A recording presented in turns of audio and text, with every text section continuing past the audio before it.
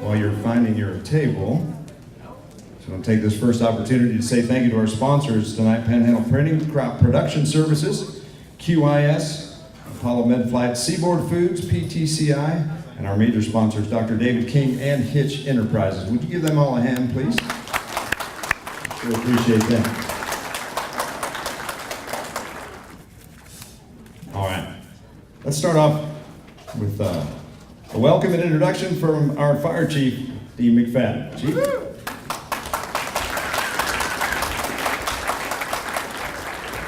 It's definitely great to see you all here today. We have a great festivities in line for you all. We're just pleased that each one of you could make it here today, and I hope you have a great time.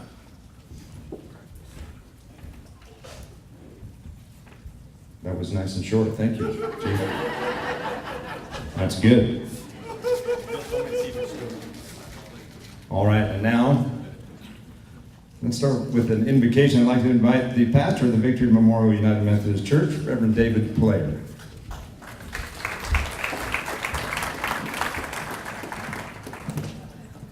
Before we pray, just a word of gratitude for all of those who serve here in Guyman and in Oklahoma County, firefighters, especially first responders, who rush into danger when most of us are running away. A special breed, and so we are honored to be among you and honored for what you do for our community. If you would remove any headdress, if you're a male, we're going to pray together. Almighty God, Abba, Papa, thank you that we can be here tonight. Each of us has come from you, and each one of us is on our way back to you. And we are so grateful for all the blessings you have bestowed upon us. Thank you for this great community here in the Panhandle. Even though we are remote and far from other places, there's a wonderful quality of life here. There's a sense of being neighbors that we haven't lost. There's time for each other, and we are grateful for that. Thank you for this evening where husband and wife can be together, where we can share fellowship around the table, where there will be good food and laughter and dancing. We know that you would be right in the middle here if you were on the planet like you were before.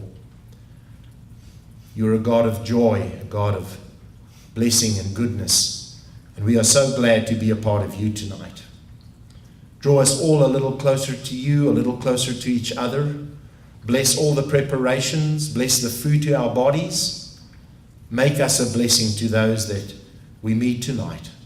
We pray it in the strong name of Jesus, the one who loved us enough to die for us. Amen.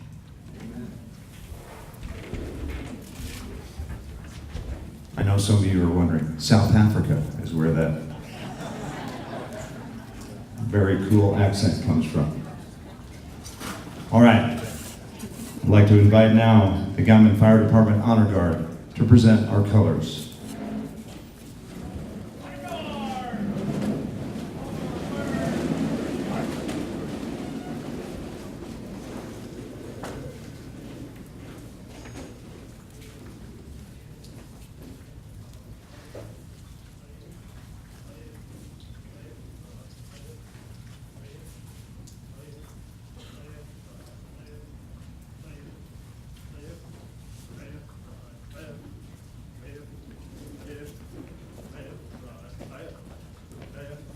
Honor guard!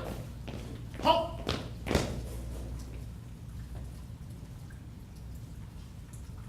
Ready? Post! Ready? Recover! Oh, say, can you see by the dawn's early light what so proudly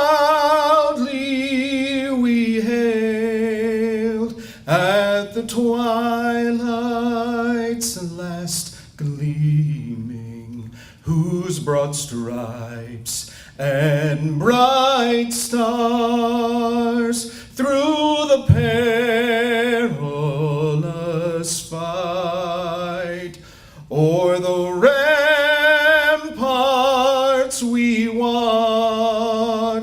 were so gallantly streaming, and the rocket's red glare, the bombs bursting in air, gave proof through the night that our flag was still there. Oh, say does that star-spangled banner yet wave o'er the land of the free and the home of the brave?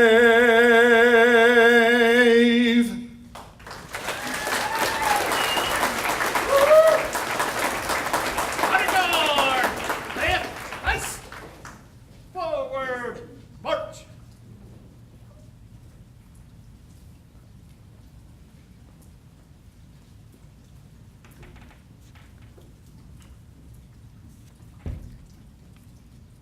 That was Mr. Guy Langham with our national anthem. And how about another hand for our honor guard?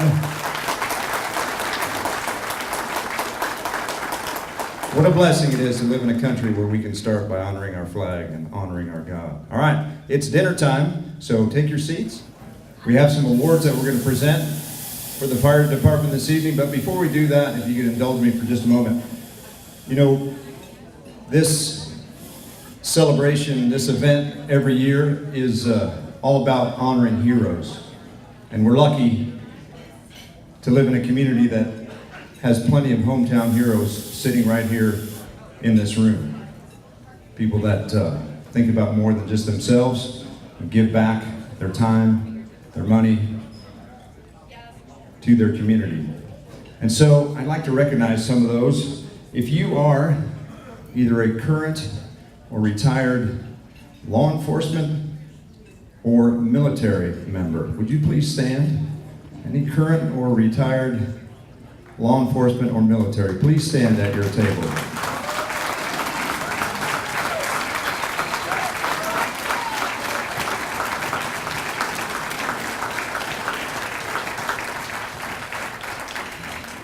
Thank you for your service. And now if I could have all the current or retired firefighters in the room, please stand.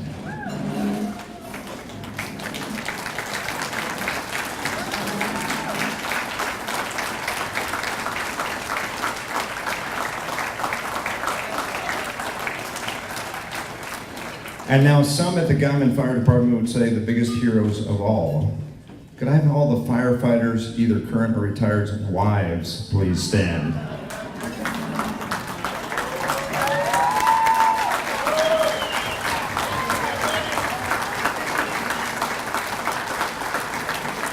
Let's not forget the heroes that are at home while the others are out and about, and make it possible for them to do what they do. All right, we'll introduce Chief McFadden once again with our awards.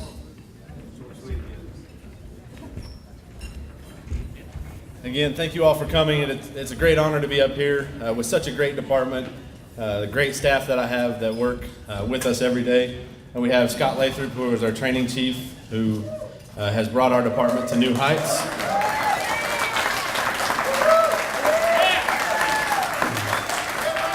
And we have Grant Wadley, who is our EMS chief, who unfortunately we do a lot of EMS, and he keeps all of that rolling.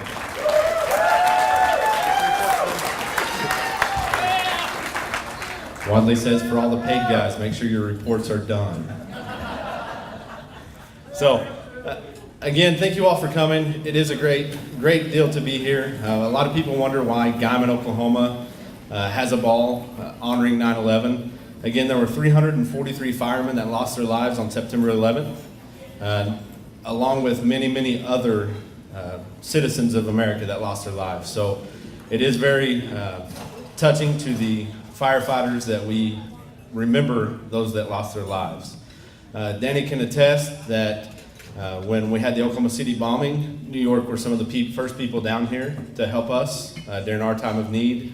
And so there's kind of a common bond between New York and Oklahoma City. So that's the reason we do this. It is a great time, and I hope you all enjoy it. With that, we'll get with the awards.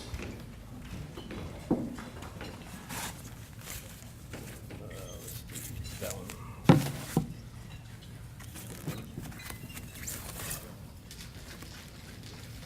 So each year we give away community service awards. These are businesses or people in the community that have gone above and beyond to help support us in our cause, whether that's financial assistance, whether that's any kind of assistance that we could need, they're always there for us. Guyman's a great community. There are always businesses out there that are deserving of this award. This year's award, Community Service Award, for your monetary contribution to our Firefighters Ball and supporting us during our many other ventures. Your continued support to the Guyman Fire Department and our community makes Guyman the best place to live. So this year, we're going to give Dr. David King a Community Service Award for his contributions to the Firefighters Ball.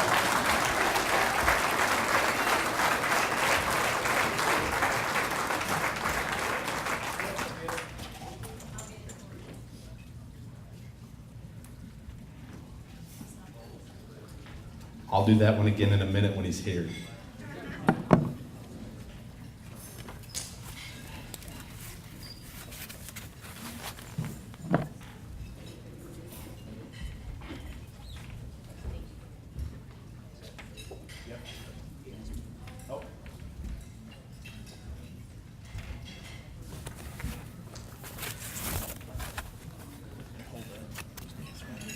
A couple of years ago, Pizza Hut came down and asked us if we would be willing to do an event with them, and they would donate a portion of their proceeds back to the Guyman Fire Department. Far exceeded our expectations of what they gave to us, and they did it again this year, and we're extremely grateful for everything that they've done. So for your monetary contribution to the Guyman Fire Department during your recent fundraiser, supporting us during our many other adventures, your continued support of the Guyman Fire Department and our community makes our community the best place to live. September 15th, 2018. Do we have a member from Pizza Hut here? There she is, I see her.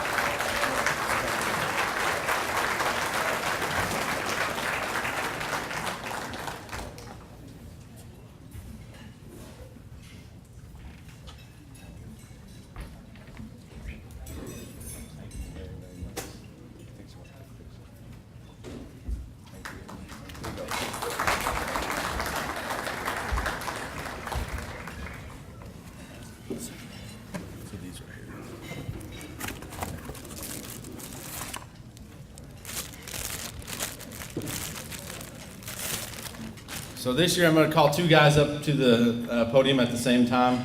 One of them is going to be a little embarrassed because he didn't dress as much as he should have because he's transporting Brendan McDonough back and forth. And so I need Corey Connor and Carson Kane to come up.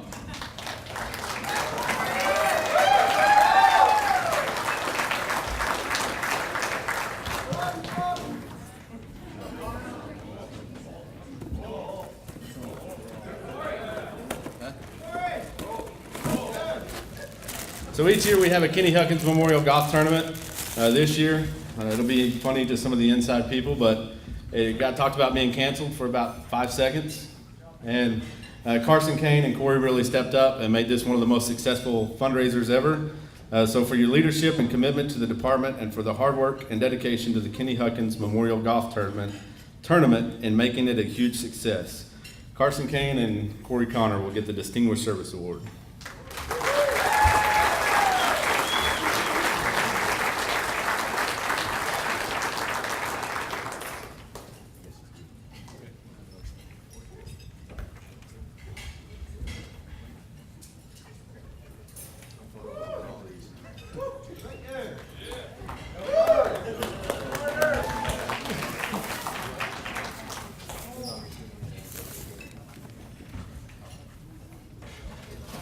So the final Distinguished Service Award, this person is going to kill me when she gets called up here, but any of you that know that I can't do my job without Susie Ronnie.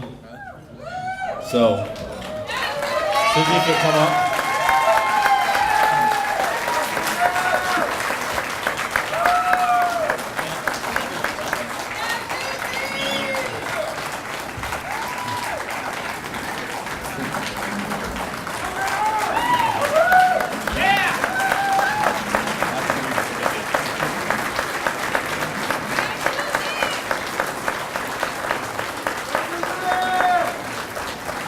So this reads, in a grateful appreciation of your hard work and outstanding dedication to this department and its members, you have given us more than we could ever ask, and you mean more to us than you could ever know. So, thank you.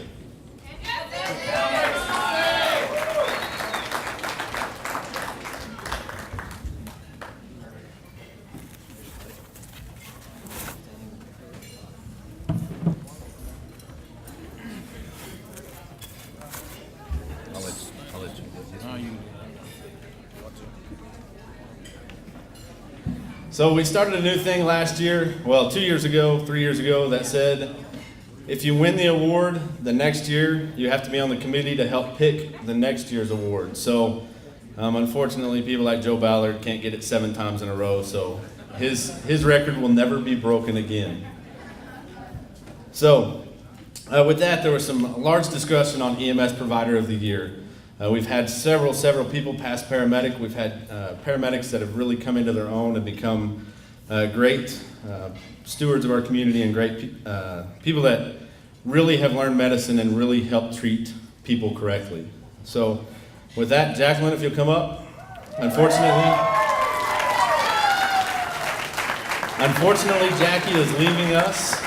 She's going to go on to bigger and better things and be a chiropractor. So Jacqueline Becker for ongoing commitment and leadership to the department's EMS program and activities.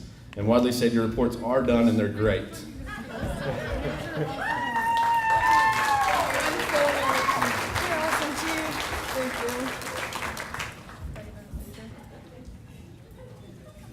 Thanks. Thank you.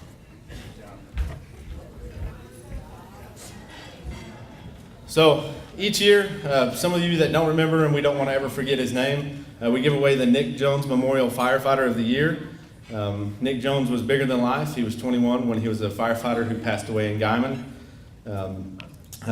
Very, very unique man. I didn't personally know him. I came on in September and he died sometime in September. So with that, we have so many great volunteers that do so many great things throughout the year. We have people volunteering to help constantly, whether it's setting up for the firefighters ball, helping do training, no matter what. This guy is kind of unique. So David Garrison, if you'll come up, I'll tell you a little bit about it. For consistent leadership in the Guyman Firefighters Club and the dedication to the rescue team. David's got, how many years, David? Almost 28 years in, and if you would have asked him 3 years ago whether he was going to keep being a firefighter, he would have told you probably not. We got into some Swiftwater training, and you can't get this guy off of it. He's mad that we're not in North Carolina right now, but he's really done a lot for the department as a whole. So congratulations.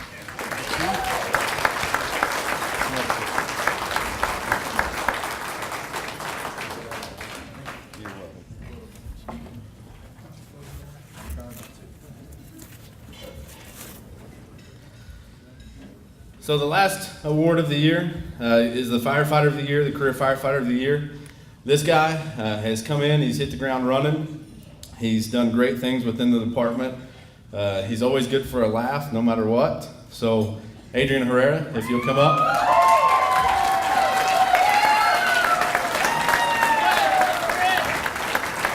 Did you know you were getting the award? Is that why you're already up here?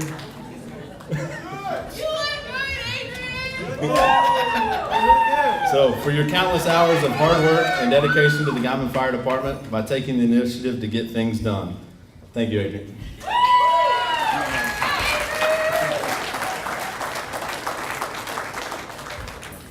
Wes Gray, you look good. So, with that, that concludes our awards for the year. We again thank you very much for coming today, and we hope that you enjoy the next ceremony. It is a little somber, but I hope you enjoy it, and then we'll get to some dancing. Don't forget about the silent auction, and send it.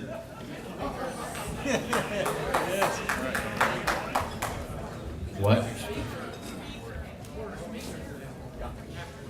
Brendan, yeah.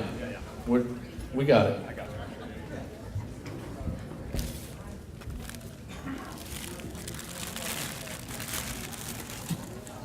We do have a special guest speaker tonight as well. That's what they were reminding the chief about. But we haven't forgotten. Before we start our last bell ceremony, I'd just like to point out for those of you that don't know, and you'll get a chance later in the evening maybe to look at that, but over here, that piece of metal that resides usually at Station 1 is actually a piece of metal from one of the Twin Towers that fell on 9/11. We're honored to have that in Guyman as part of our remembrance, and that will play a part in our ceremony. And also I'd like to introduce our accompanist, Colleen Leiter, who will be playing the bagpipe.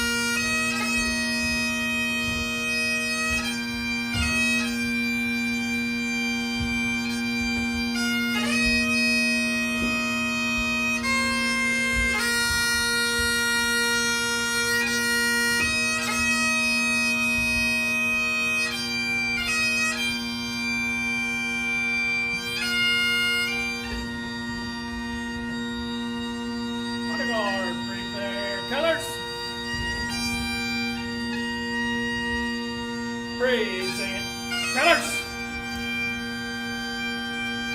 Ready, recover.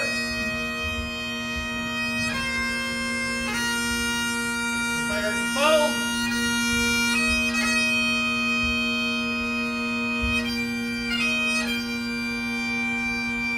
Ready, fold.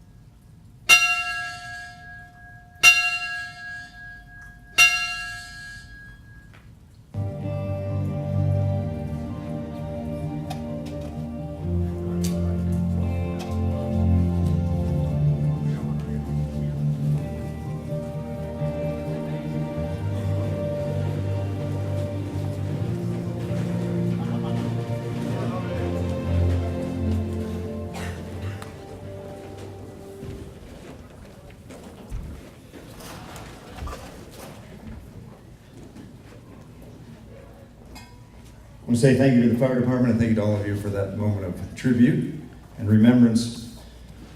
You know, you can all probably remember where you were on 9/11. I know I can. I was traveling. I was in Illinois at the time. Of course, couldn't get a flight back. Had to bring my rental car back to Amarillo. I think a fitting tribute to that day would be, and I'm sure you can all remember, what our country was like in the days and the weeks following 9/11. The feeling of unity, of helping each other out. And as we go forward from tonight, I think a fitting tribute would be we would all work to recapture that spirit that we had after those days, that we would be more united and less divided, that we would think of others in our community and less for ourselves. Okay, we have a couple of videos that we're going to look at, and that will be an introduction to our guest speaker tonight. So relax and watch the videos, and then we'll bring our speaker up.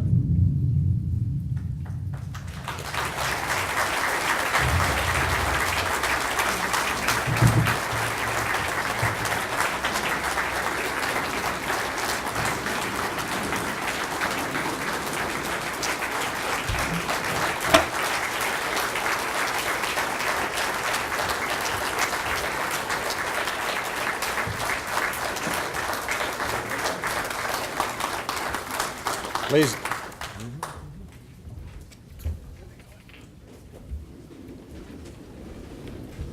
Ladies and gentlemen, it gives me great pleasure to introduce the lone survivor of the Granite Mountain Hot Shots from Prescott, Arizona, Mr. Brendan McDonough. Thank you.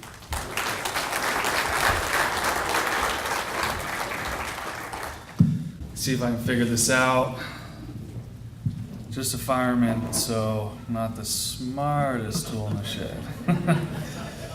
Just want to start off by saying thank you for having me and just welcome me in his family. It's not too often you get to walk in a room like this and just feel the compassion, the love, the brotherhood, the sisterhood, and the camaraderie. It's few and far between, so it's a really honoring moment for me to be able to be here. And traveling here, there's so many things I was thinking about with the 9/11 memorial and how your chief had earlier talked about the significance of New York and Chicago when the Oklahoma City bombings happened. And it made me think of the significance of the tragedy that I had went through and how so many had poured out and continue to pour out compassion, love, and just encouragement. So this brotherhood is not only nationwide, it's worldwide, along with the sisterhood. And it's just a beautiful thing to be able to see that come together in this room. I know sometimes we all butt heads, but when we come together for a greater cause than ourselves, there's no greater love. So I just want to say thank you for that and encourage you to keep doing that. I'll get going with who I am and where I started and how I've gotten here today. I grew up in Southern California. I was a young punk, towhead, blonde surf beach kid, pain in my mom's butt. Didn't grow up knowing my dad till I was about 16. And so when I was 13 years old, we moved this little, what I thought was little, coming from Los Angeles, this little town called Prescott where there was dirt roads and they had a rodeo, which I'd never seen one of those before. I've been stung by a jellyfish, but I've never seen anybody ride a bull. That was pretty impressive, and it was hot. There was no beach. So I moved to this little town with my mom. We get in this studio, and my mom's had a track record of starting over a lot, and so this was a new start for us. And I'm getting into high school and realizing that I really don't fit in, and so the way I found to fit in was to start drinking with everybody, and come from California. They had great marijuana, and so I got a lot of that. And so that's kind of where my drug history began, was as a young man trying to fill a void and trying to fit in. And that kind of continued throughout high school. I kind of played this life of wanting to be a firefighter, maybe even a pastor, but I really enjoyed getting in trouble. And so it was hard for me to grabbed that direction and guidance. My mom worked 2 jobs, but excuses are like what? Everyone has one. So when I was 17, I was getting ready to graduate high school. I played ball my senior year and didn't get a scholarship, wrestled, broke my hand, didn't get a scholarship, and so I still wanted this dream of becoming a firefighter. And my mom, she wanted me to get out of the house as soon as possible so she didn't have to deal with me. So she took me out of the college and she helped me get enrolled in the academy. And so I get enrolled in this academy, and she had to sign a waiver because I wasn't 18 yet. And there's all these grown men in there, and I felt at home for some weird reason. And so I kind of left drugs and alcohol behind and started going through this academy. And there's this older gentleman named Tony. He's probably had to have been 54 then, and he had this horrible hack just all the time in class, just obnoxiously hacking. And I remember we did this tower run, and he pushed me down like half the flight of stairs with the hose pack, and because I felt kind of bad because I was going up against this, like, what I thought was an old man that I thought I was going to sprint up these stairs and just smoke him. You know, I hear him every day just hacking away his lungs. And little did I know he had some get up and go in him. And he showed me that old man strength. And so we came around a corner, going up the stairs. Yeah, you know what I'm talking about. You know? Came around the corner, came around the stairs. He checked me in the wall, dropped my pack, kicked my pack down the stairs, and taught me a good old lesson. And I finally get to the top, and he's on his way back down. He's trying to smack my pack, and I'm like I'm playing football or something, you know, trying to get a stiff arm in. And we get to the bottom, and he goes, "Son, what are you even doing here?" And so I'd known Tony through my mom. My mom had worked for the Forest Service, and he was kind of one of those kind of gurus in the wildfire community, you know, throughout the whole entire Southwest. He was incident commander on a Type 1 team. It doesn't get any bigger than that. You know, did 20 years as a hotshot, superintendent, captain, all the ranks. And he goes, "Do you want to fight fire?" And I go, "Yeah, that's why I'm in this academy, sir." He goes, "No, do you want to fight real fire? Like not sitting on a couch running EMT calls. Do you want to go fight real fire, son?" And I go, "Well, I didn't think of it like that." And he goes, "Well, there's some open positions on a crew in town, and I think you'd be a good fit." And so I go, "Okay, sir, thank you very much." And so I go put in, and it's this long, drawn-out process. And you know, eventually during the application process, I go over to Tony's house, and he's like, "I'll put a good word in it for you." And I'm like, "Well, if that didn't get me a job, I don't know what will." And when I was filling out the application, it's online, and you know, didn't really pay too much attention to school, so I'm just kind of breezing through this application. I'm like, Tony's giving me a recommendation. He wrote me a letter, like I'm good to go. And so my mom writes me a letter, you know, and her friends that work at the Forest Service write a letter, and so it goes they pull their list to get hired. So I call up the gentleman who's in charge, and I say, "Hey, sir, just wondering if you got the list." And he goes, "Yeah, I did, you know, everything looks great, but I can't hire you this year." And I remember sitting there thinking to myself, why not? You know, what's going on? And I asked him, I go, "Sir, why can't you hire me? You know, I turned in my application, I'm qualified, like I think I have a great letter of references." And he goes, "Well, you mischecked something on your online application." I go, "Well, I'll just fix it. You know, I'll just go back and fix it right now." I'm like, I'm in front of my computer, I'm logging in right now. He goes, "Son, it's not that simple. It's already been sent off, you know, to the agency. And once we pull the list, we can't pull it again." And so I go, "Well, I'll call him." He's like, "Brennan, I'm going to be frank, you're not getting on this year. You're not getting hired. There's no way around it. There's nothing I can do. Even if I really, really wanted you, there's nothing I got for you." And so at the time, I didn't know what depression was, but it set in. And I slowly but surely found myself using drugs again. And it got worse. Went from a little bit of pot, some weed, to heroin overnight.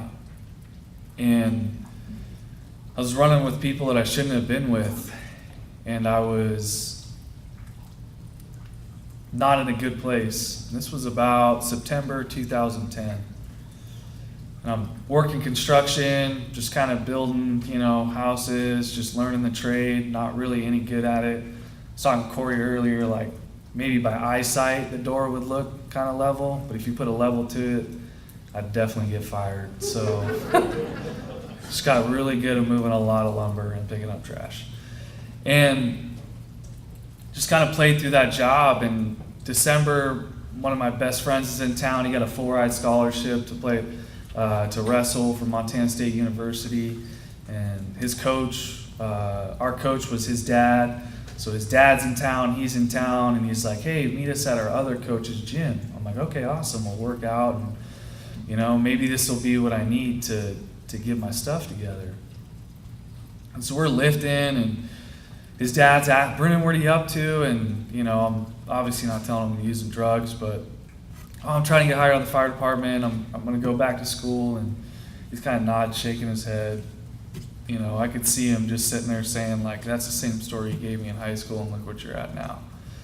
And we're in the middle of this lift, and 3 guys come in with button-ups and suits and ties, and I'm looking back, and I'm like, oh, whatever, I have no clue. My old coach was a veteran, so I thought it might have been something important, or I really didn't put 2 and 2 together until someone came up to me and said, are you Brennan McDonough? And I said, yes, sir, that's me. And he goes, can you put your hands behind your back? You're under arrest.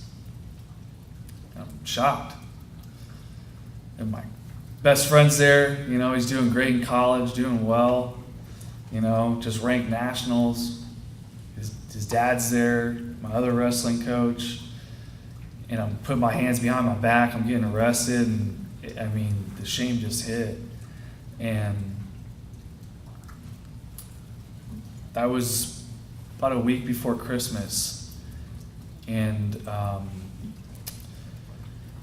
my daughter's mother then was 2 months pregnant, and I didn't know. She hadn't told me yet. So I get arrested, I go to jail, and they go, do you know why you're here? And at first I didn't know why, and I wasn't going to admit to anything, because I didn't want to get in trouble. And then he tells me, do you remember this night in August? This is a handful of months ago, and I go, not really. No, I can't even remember last week, but tell me about it, please. So he goes through it, and a friend of mine, we were driving somewhere, and I go to get in my car. He goes to get in the car, and he's like, look what I got. And he had stolen some stuff out of a car. I go, why would you do that? He goes, well, I thought, I'm like, all right. In my head, I'm 19 years old. I'm like, let's take off. Let's get out of here. Like, you just stole some stuff. And that's what had happened. And so he goes, you're going to jail. You have 3 felony counts that can add up to 15 years in prison. And this is what the rest of your life's going to look like. Good luck. You should have made smarter decisions. See you later, son. So I go off to jail, and I'm calling my mom, and I'm, Mom, can you help me out? This is what's going on. And, instantly she's just like, good luck, click. Call my grandma. I'm like, Grandma, I promise, I'm gonna do better. I'm gonna be a better person. And she's like, sorry, I've heard it before, Brennan, click. That's it. I haven't talked to my dad in 7 years at that point. Can't even remember what area code he was in. And those first 2 nights I spent in jail, I remember thinking to myself, I called my daughter's mother too, and she had told me she was pregnant. And that was real. She told me before, but I didn't believe her because we'd broken up. And I knew at this point in time this was real. And I remember sitting in that cell thinking to myself, looking back on who my dad was, who was absent, who did 15 years in prison. I was sitting there about to be the same exact person he was. And I wanted any way out. Any way out.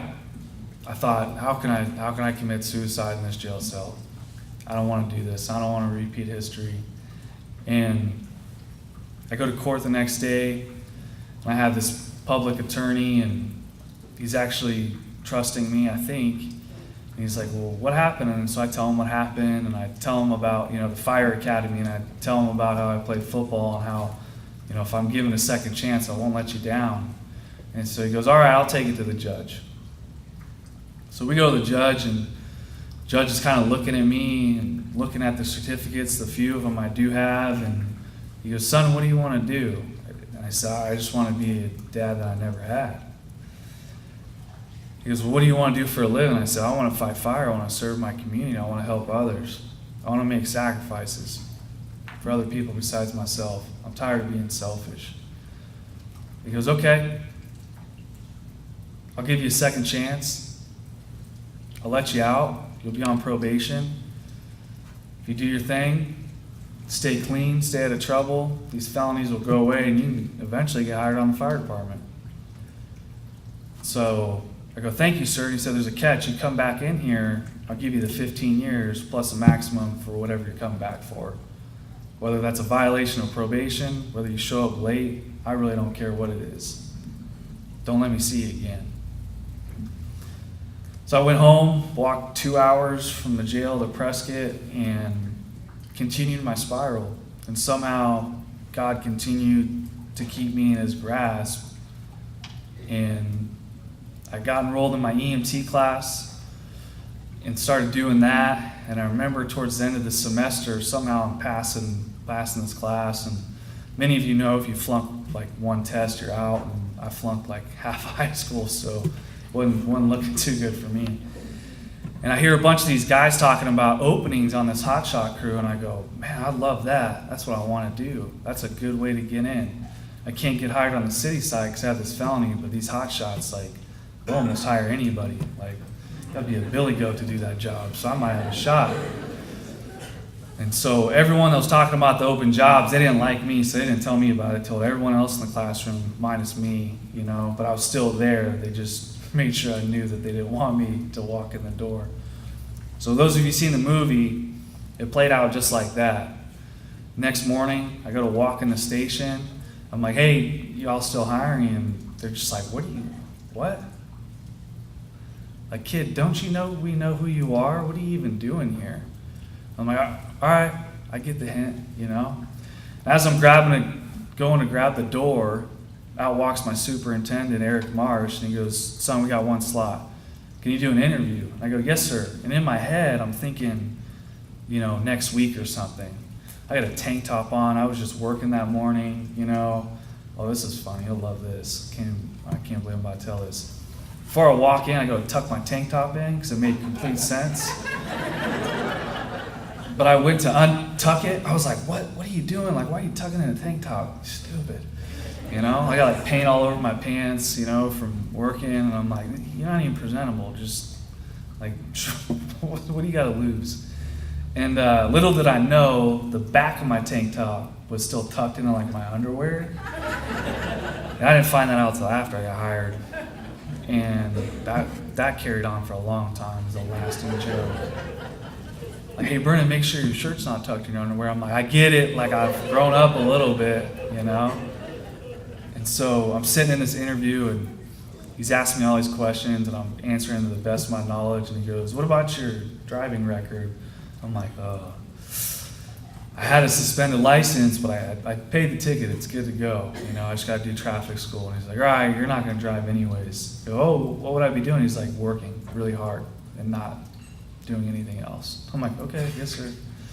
And what about your record?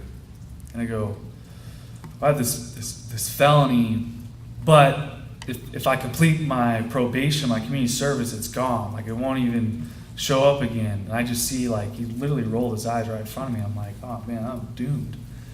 And so he starts calling HR, and he's got it on speaker, and he's talking with the HR lady, and the HR lady's like, why in the world are you trying to hire this kid? He ain't got anybody else. I got 10 packets sitting in front of me right now, Eric, and you're trying to hire this kid? Like, you know how much paperwork I'm going to fill out to hire him? I'm like, thank you, ma'am. I really appreciate you taking the time and being willing to fill out all that paperwork for me. She goes, you're not even hired yet. I'm like, yes, ma'am. Okay. And so they draw the conclusion that, we can hire him. And so he sits there and he tells me, you don't have a job yet, but if you can keep up, you can stay on. But the moment you quit, you're done. I just want you to know right now, the moment you quit, the moment you give up, you're done. Show up on Monday morning, be ready. So I say, yes, sir, thank you very much. Walk out with my tank top still tucked into my underwear, walking past like 18 other hot shots. And it was, yeah, I still don't live that down. Like their kids know about that story. Donut, you remember when you, yeah, I remember. Yeah, remember when you pooped your pants out one time, huh?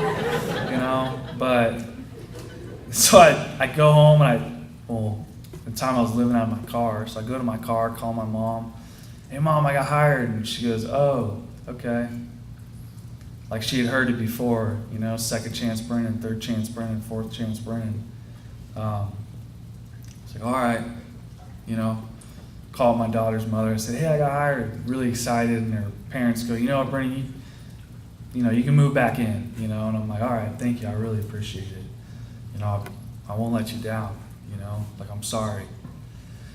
And so I show up on Monday and we're going to run this 10-mile hike. Or you don't run a hike, you run a run, my bad. So we're going to, I show up and no one will talk to me, like literally no one will talk to me. The one thing someone said, had some Copenhagen in, and he goes, why do you spit that way?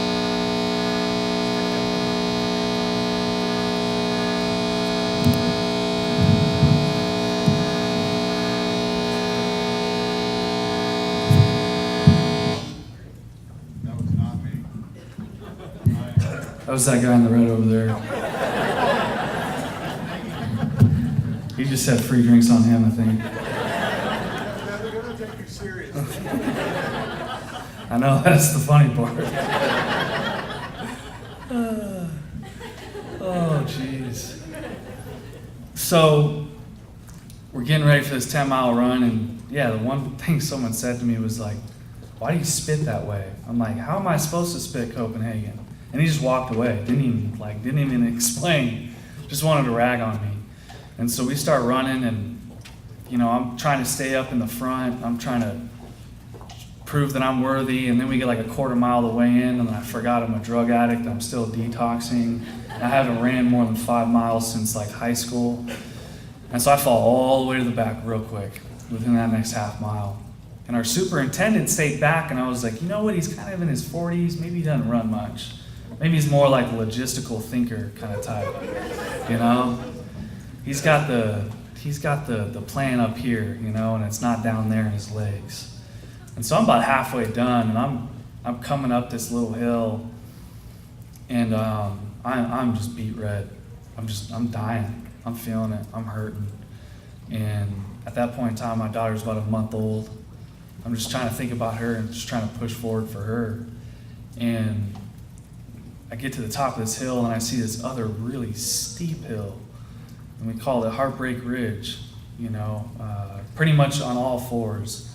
I'm gonna really have to get into a really good description because y'all don't have no hills out here. So it's like a haystack, like a really tall double stack, triple stack haystack, but like slippery like a tin roof. So you're on all fours running up this thing. And in the back, I just hear this like rhythm breathing, just I'm like, what is that? You know, and it's a trail, so maybe it's someone else. And I look back, and it's Eric, and I'm like, holy cow, this old man caught me. This is not good. I'm about to get fired. Like, he's breathing hard, and he looks pissed. And so he comes up besides me, and he starts running, and I'm going downhill towards this uphill, and I'm like, I don't say anything. I'm like, maybe he's going to run this uphill with me and try and encourage me. I'm like, yes, this is what I need, some encouragement. Yep, you hear it coming, huh? And so we get to the bottom of the hill, and we take a few steps up it, and it's a few hundred yards, this Heartbreak Ridge. And he looks over at me, and he goes, son, I just want to tell you something. And I'm like, here comes the encouragement. Yep, I need this for this hill. He goes, if you quit now, you're going to quit for the rest of your life on your daughter. That's it. Takes off, dead sprint up this hill, all fours. I'm like, that's not what I thought I needed. And so I'm getting up this hill, and I somehow end up finishing this run, and I'm more pissed off at what he said than I'm encouraged. And I get to the end, and he goes, "Did you stop running?" I said, "No, sir, I did not stop running." You know, "Did you quit?" And I go, "No, sir, I did not quit." It's okay. You can stay here another day. And I didn't realize how that one moment of what really was encouragement, of what I really needed, was going to save my life. I was a heroin addict. I was a felon. I'd been given a second chance. And from then on, I stayed clean. I completed my first fire season with brothers that were just amazing. My roommate, who's seen the movie? Anybody seen the movie? Read the book? That bad man, Mr. Christopher McKenzie, the one who ragged on me a lot. It was a lot worse. Yeah, it was a lot of fun. But I got to travel the country. I got to save homes, save lives, save property, you know, be a part of something bigger than myself. And that was just an amazing feeling. I was a dad. You know, I was gone fighting fire, but when I came home, I was a dad, you know. And after that first year, winter came and we stopped fighting fire, and I was still a dad. And it was really important to me. And it was really just my little angel, you know.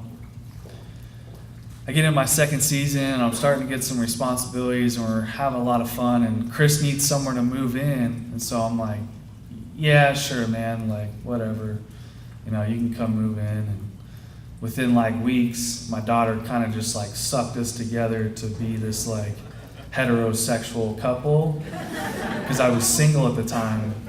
My daughter's mother and I had split, and so we'd go out to eat together, go grocery shopping, and like, here's this Asian guy and this white guy with this little baby. And people, yeah, everyone, oh, what a cute couple. I'm like, what? No, this is my daughter. We're not a couple.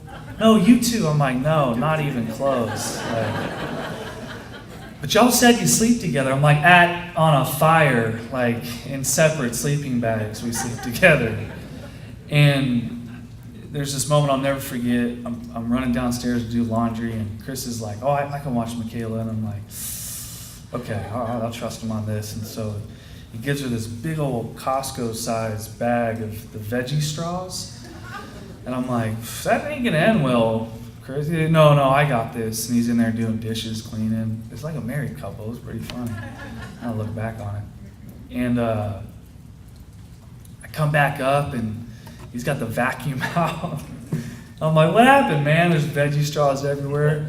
Chris goes, I was doing dishes, and she dead stared, looked at me, and she's about 2 years old, can barely keep her head up, bobbling, you know, doing the bobbling and weave. And she took the whole bag. This bag was taller than she was. She stared at me, and I said, Michaela, do not dump that out. Do not drop that. Locked eyes with them in just one hand, and I don't even know how she could hold the whole bag one-handed, just dump the whole bag out on the floor, in the recliners. And I remember him just laughing, you know? He's just like hysterically, like, she dumped the whole bag, dude. And I'm thinking back to my childhood, I was like, man, I mean, I don't even know what would happen if I did that. And I knew at that moment what the brotherhood was. An unfailing love. Unconditional. No matter what. No matter what the situation is, I will be there for you. I will have your back, not only on the line, but off the line.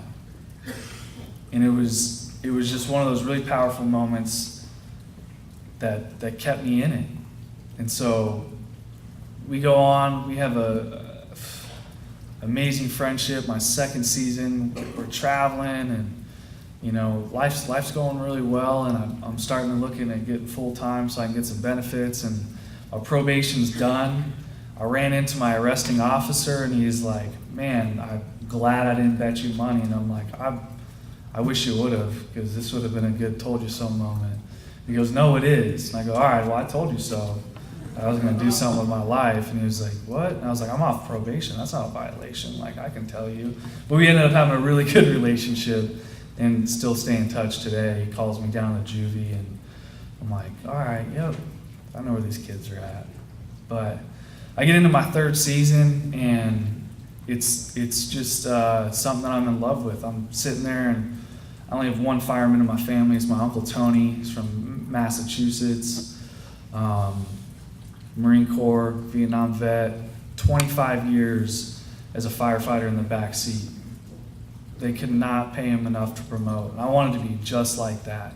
I was going to do my 30 years. I was going to stay in the fire service, and that was my plan. I was sold out. Saved my life. I'm going to give everything back to it. And we start the 2013 season. We fight a few fires in New Mexico. Pretty successful. We're working night shifts, and we had one guy get injured. The sleeping schedule was so brutal on him because we're sleeping out in the middle of the day. It's 100-something degrees. You really don't sleep much. He ended up having a seizure, so had to go to the hospital, and ended up being okay. But it was just a brutal year, brutal start to a year. And we go home, get our 2 days off. The crew, someone dropped off, like, you guys are in the fire department, you get it. Someone dropped off this big old ham bone thing. And they're like, hey, Brennan, cook this. And I'm like, why? Like, half of y'all got wives. Like, why am I trusting me to cook this ham? And so, the 2 days before the Yarnell Hill fire, I spent cooking that ham with my daughter. And so, we had a wonderful weekend. And, you know, I get to the station the following morning, and we get called this fire. About 45 minutes outside of our house. It's a few hundred acres, nothing big. I've been on 500,000 acre fires and been home in a week and a half, you know? So I'm thinking this thing, like, I'll be home in a few days. And 4th of July, any patriotic state, whole United States of America, 4th of July is the best holiday out there. And so we're all excited to get home, go to the rodeo, and, you know, so we're really putting in some effort to get home, be home with the family. So we're driving down this fire, and, you know, we're just chatting like any other time, and, you know, we get down there, and I'm trying to see where the smoke is, and the chief comes out and starts giving us a briefing about this fire, and he goes, it's really hung up in these rocks, so if y'all can get in there and go direct on this fire, you could probably get around it today, hopefully.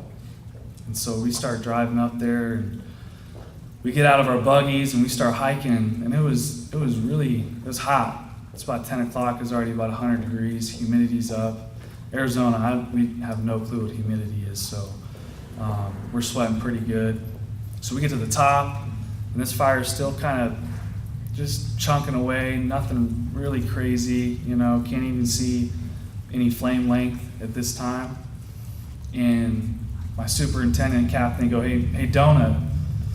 My nickname was Donut, and they go, do you want to be the lookout today? And I go, yes, sir, I'd love to. He goes, okay, I need you down on those rocks over there, and I need you to, you know, watch the fire, obviously, you know, take weather, and I just want, specifically, I want to know if this fire gets up in this canyon. I go, yes, sir, I can do that. And so I'm saying bye to the guys, see you later, you know, me and Chris have our little back and forth, little middle finger, you know, lots of love for each other. And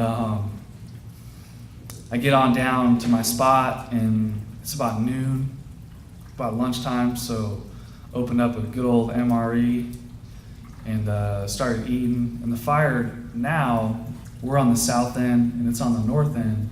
And it's continuing to push it north, and so, you know, we're kind of in the clear.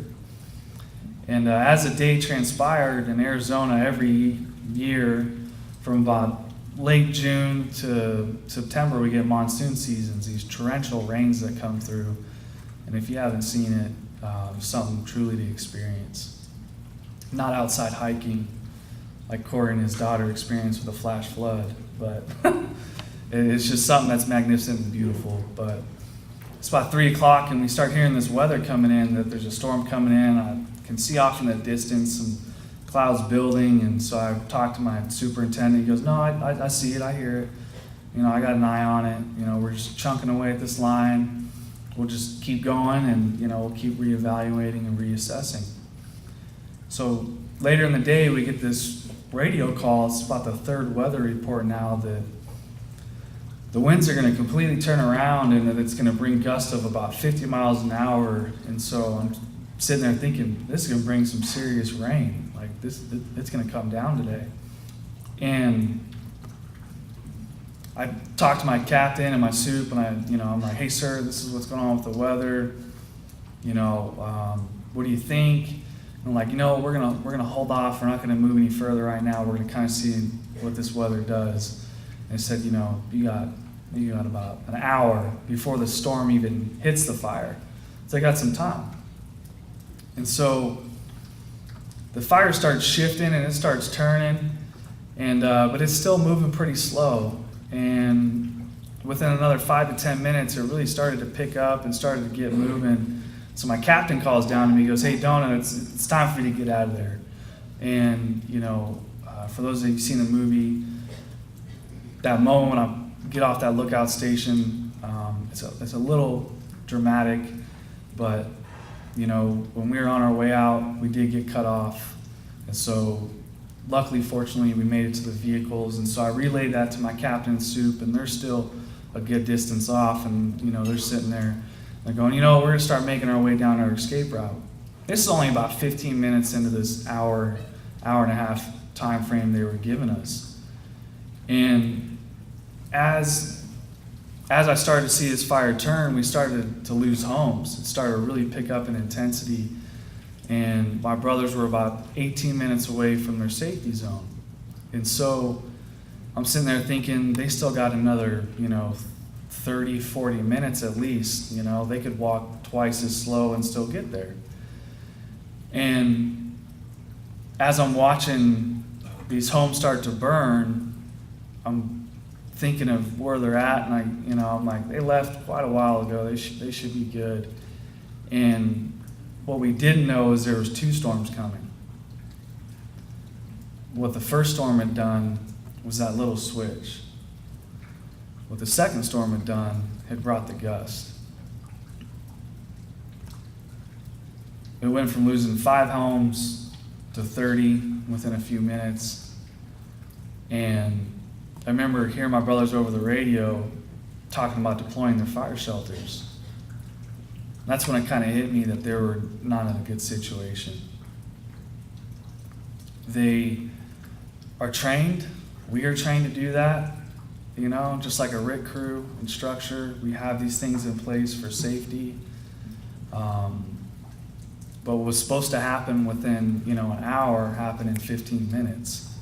This fire had moved, 50 miles an hour fast. The best way I can describe it is skipping a rock on a lake, and that's how this fire just kind of built on itself.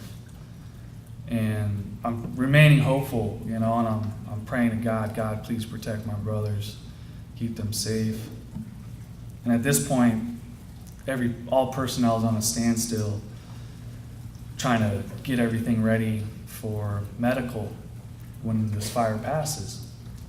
A lot of guys have survived a burn over, and so we remain hopeful. And they're asking me where they're at, and I'm pointing on a map, we don't have GPS, so I'm pointing a rough location. I know they're going down this trail, they're headed right here. From the sounds of it, they gotta be right here, and they're asking me for a roster, who's all with them, and I remember I'm just sitting there like, everyone. Like, what do you mean everyone? And I'm like, I'm the only person from my crew that's not there right now. I was like, I'll get you the roster, okay? I started to feel just this fear coming on. This is all within minutes. Homes are still burning. People are being evacuated. This fire completely turned around like I'd never seen before. Completely shift, just with intensity that just pairs to none, It really, truly is a natural disaster. And the fire continues to push over, and, we know that the fire's pushed past where they're at, and we're waiting for radio communications, but we're not hearing anything, so we're like, okay, it's time to go in. We're trying to get in, but these power lines are down, and we can't get over them, we can't go around them, because then we got to go through someone's yard, and it's really rocky, huge boulders. And so they get the helicopter spun up, and we see the DPS agent. He takes off over there, and I've never seen smoke lay over like it did. They had a hard time seeing the ground. They were just going off their guidance system of where I pointed out they were. And so finally he sees something, and they land the helicopter, and he, we hear over the radio, he goes, I'm on the ground. So I'm thinking, all right, we're gonna be in there in, hopefully 10, 15 minutes to render some medical aid. They got another helicopter on the way, and within the next 10 minutes, we hear him come back over the radio, and he goes, I got 19 confirmed. In a split second, I think in my head, I go, yeah, I told you guys there's 19 of my brothers there. But then it hit me that 19 of my brothers just died.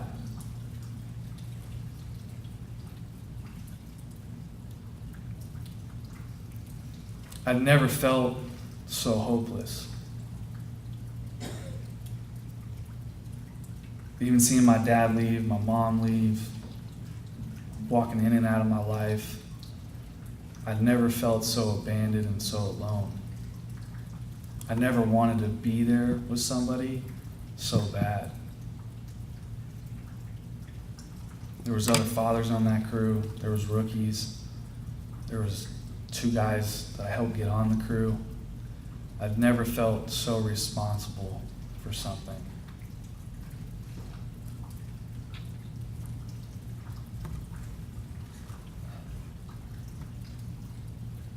I wanted to be there with them. I felt like I had let them down. I felt like it should have been me earlier in the day. I prayed to God. I knew I couldn't go back in time. But I said, God, if you'd have just took my life, they'd have been okay. If you'd have just took me, they could go home. They wouldn't let me go to the site, and for obvious reasons. And the word had started to get out, and so they told the families and loved ones and friends to meet at the middle school in town. And so after about an hour sitting down there just trying to figure everything out, they go, Brent, I think it's time for you to go home. And the first and last man that I saw on my way out was Tony Shaka, the dude who had kicked me down the stairs. And it's okay to laugh. I laugh at it every time. He goes, Brennan, I called your mom and I want you to go home. And usually you go through this whole debriefing process and they make you fill out all this paperwork, and it was everyone that was there, the thousands of firefighters were from Arizona. We had fought fire together for years. Some of these guys fought fire together for 30 years. It hit tremendously. And he goes, go home to your mom. And I go, sir, with all due respect, I want to go to the high school. I know some of the guys that used to be on the crew are there, and I know these families are there, and I need to be there for them. He goes, Brennan, I don't think that's a good idea. And once again, with all due respect, sir, I'm going there. And so we start this drive up, and I honestly don't remember any of it. It's about an hour drive. We start pulling into this school, and I start seeing my captains from the fire academy. I start seeing past mentors. I start seeing families start walking in. And I remember getting out, and for some reason I told myself, don't cry. There's too many people watching, don't cry. And one of my instructors, 6'4", 220-pound teddy bear, I'm like, don't give him a hug or I'm gonna cry and I'm not gonna let go. And he comes up and he grabs me. And he held on. I lost it. I couldn't hold back. I couldn't even begin to comprehend. And so he walks me in, and I see these family members. And the only way I can describe it is a look of disappointment that their loved one didn't walk through the door.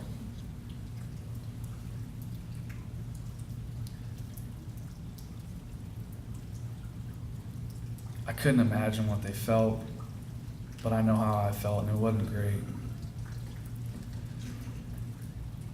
What would transpire after that would be many conversations, many funerals, many fundraisers, a lot of interviews, continuing to relive this experience that took so long for me even to comprehend. I was thinking about it earlier. I kind of remember, I remember walking in that door. I remember going to the funerals and the service. I really don't remember much until the following summer. I know I had Christmas with my daughter, but I don't remember doing that. I know we did Thanksgiving, but I couldn't recall how old she was. And what had happened is I replaced an addiction with drugs with alcohol. Every funeral we'd go to, there'd be a bottle of whiskey passed around, and it was encouraged, so I'd drink. Every memorial we'd go to, whiskey would be passed around, so I would drink. Brennan, let me buy you a drink. Yeah, sure. 10 other people. Brennan, yeah, keep them coming, stack them up. Yeah, I'll finish them off, don't worry about it. It was my opportunity to numb, but to be in a safety net. A year after my brothers passed away, we traveled to Colorado Springs for a memorial. I went home, saw my daughter. A week later, we went back to Emmitsburg. The ringing of the bell and the sound of the pipes and drums is something I will never forget. It will shake me until I'm an old man. We're in Emmitsburg, Maryland, and they're ringing the bell and ringing the bell. I'm grinding my teeth. I split my molar in half. I was clenching so bad. I remember it finally being over. And we go to a bar. So I started drinking. Probably 7, 8, 9 drinks at least in. And we're raising a glass, and I'm drinking, raising a glass, I'm drinking. And this counselor walks up to me and she goes, Brennan, how you doing? And I remember just sitting there thinking, like, why did you have to come up to me? Like, I don't want to talk to no shrink right now. Like, can't you see I'm trying to remember my brothers? You know? And I wanted to give her the same answer I told everybody for the last year. I'm doing all right. I'm okay. I'll get through it. You know, I'm tough. I got good support. And I remember looking back a week ago when I dropped my daughter off with her mother and had my drive back home when I had a gun to my head. And the only thing that stopped me from pulling the trigger was an image of my daughter at dance class. And I go, Carrie, you know what? I feel horrible. I actually put a gun to my head last week. And she kind of looked at me and took it very well for what had just been said. And she goes, well, do you want help? And I remember it took me a minute to think about it. And I said, I just want to be a dad. Again. That's it. I just want to be home. I just want to be able to remember. She goes, okay. Do you think you should stop drinking? And I go, to be honest, I'm not right now. I probably should at some point in time, but not today. I want to sleep, at least something that resembles sleep. And so we fly back home, and Carrie calls me and says, hey, I got this counselor lined up for you. And I go, oh, great, like this lady's really going to help me out. And so I show up to this counseling session, and this lady's looking at me, and she's, you know, explaining this whole counseling process. And I just remember thinking in my head, I'm like, this is not going to work. But I knew I needed to do something. I was desperate. I was desperate to not feel the way I felt anymore. I wanted to be happy again. I wanted to be like it was when I was a rookie, minus getting hazed and carrying everything and cleaning the floors and all that other stuff.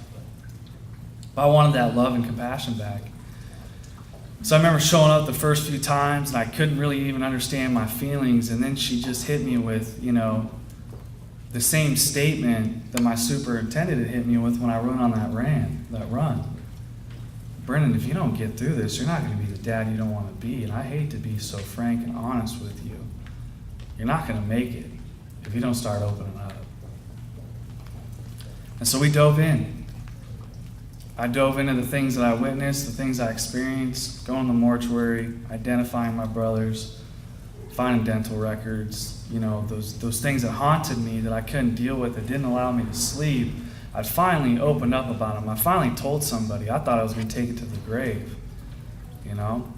Person who asked me and what I had done, nothing outside of that. I thought that was the fireman way, to be tough, to be strong, but boy, was I wrong.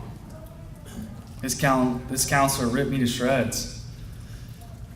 Third, fourth, fifth session, I'm in there bawling. And I'm like, I don't want to feel this.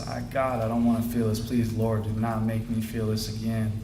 But I'd walk out of there thankful that I had the opportunity to just express it, to just let it out. And week by week, I get a little better. Month by month, I continue to be on the mend, on the heel. And I started to look at giving up drinking. I started thinking, I probably should give this up. This isn't good for me. I need to walk away from this. It's hurting my daughter. It's hurting my family. And so I got to a point when I just wanted to quit cold turkey. And it was tough. It was brutal. But fortunately, I'm sober today. It wasn't until a few years after my brothers had passed away that I had learned what people meant when they said, son, God has something so big for you.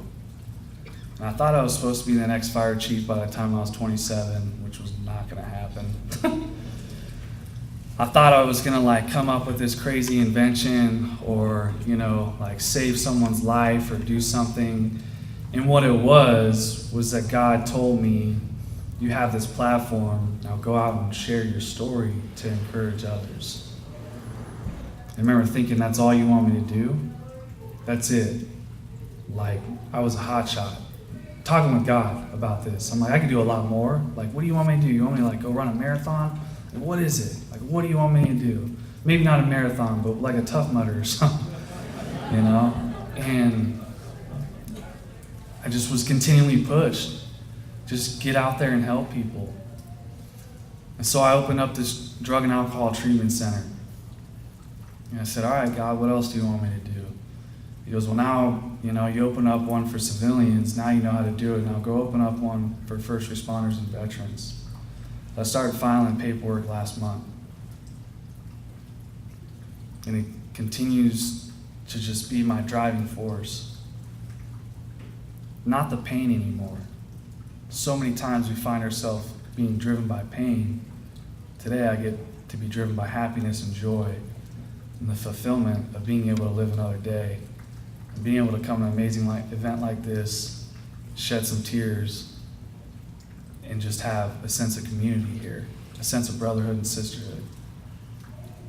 That's the greatest gift that I could ever be given. And so I hope that I've left you with something. And if I have, I hope I've left you with that, to continue to love each other. And don't take these moments for granted, because this is something beautiful. Thank you for your time.